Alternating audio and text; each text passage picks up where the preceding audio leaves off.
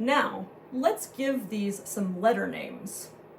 We already have the letter names of the open strings, and just like everything else in music, the naming of these notes is very orderly. We are actually going to start on the A string because it is the easiest one to figure out right off the bat. So, every time you add a finger to the string, you go up a letter in the alphabet.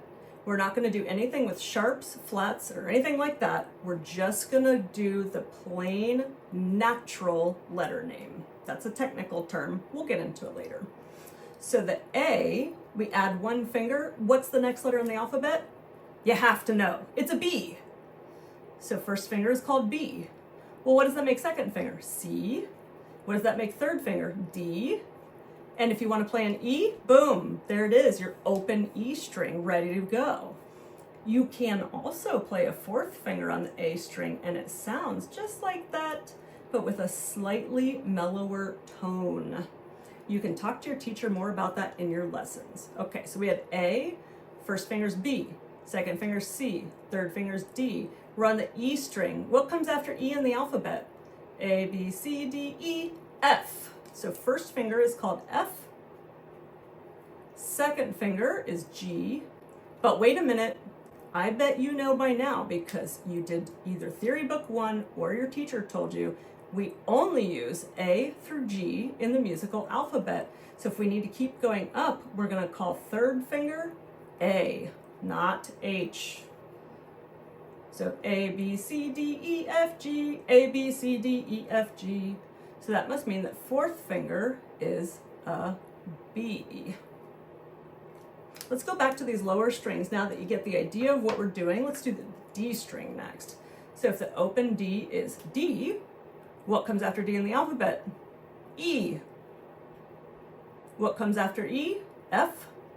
What comes after F? G. And look, it went E, F, G, A, no H, importantly. All right, these I'm still labeling on top, just trying to cram it in here. So this is why I didn't start here. Got to think of your musical alphabet, not the regular alphabet. When I'm trying to trick my students, sometimes I'll say, what's this note called? It must be H. And then I wait for them to give me a look like I've lost my mind because they know that this is an A because A comes after G in the musical alphabet, doesn't it? So G, A, that makes second finger B. And that makes third finger C. So A, B, C, D, E, F, G, A, B, C, D, E, F, G, A, B, C, D, E, F, G, A, B, C, and so on. All right, now, one more thing before we're done. There are going to be times where you want to figure out the letter name of a note and you don't want to try to figure it out based on this kind of graph method. You can figure notes out that way. But there is an easy way to remember the spaces of the staff and the lines of the staff. When you are in treble clef, the spaces spell a word. If you just look at the letter names, you can see that this one is an F, this one is an A, this one is a C, and this one is an E. That means that the spaces spell face. So right in the spaces, or right next to the spaces, since we crammed a B in there, we're going to put F, A, C, E. It's a little jammed in, but it works. Now, for the lines, we're going to use something called a mnemonic device.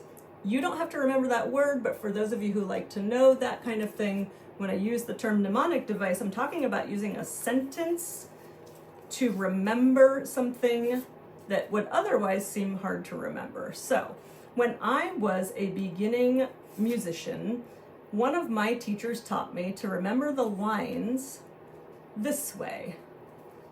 Every good boy does fine. So the bottom line is an E, the next line is a G, the next line is a B, the next line is a D, and the top line is an F. So that's fine. If you like that one, then you write that one in. But I've got a few options here. So every good boy does fine, or every girl borrows dad's Ferrari. Now, I don't know about you, my dad didn't have a Ferrari, but still, might have been cool if he did. So that's another option. And then this one, I even had an awesome pterodactyl stamp for this one, so I put a little decoration on it. Even great big dinosaurs fly. And then my personal favorite, Elvis's guitar broke down Friday. I don't know if you know who Elvis is. He was a very famous musician, but it's been a long time.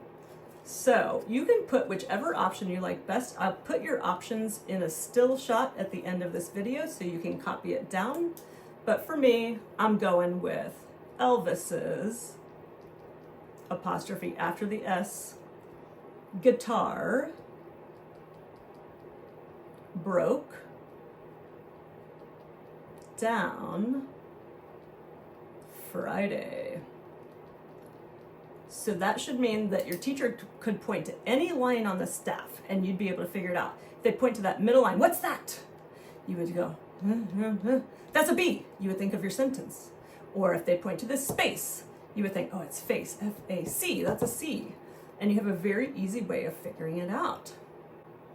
All right, so you're done with this one for now, and I'll see you in the next video.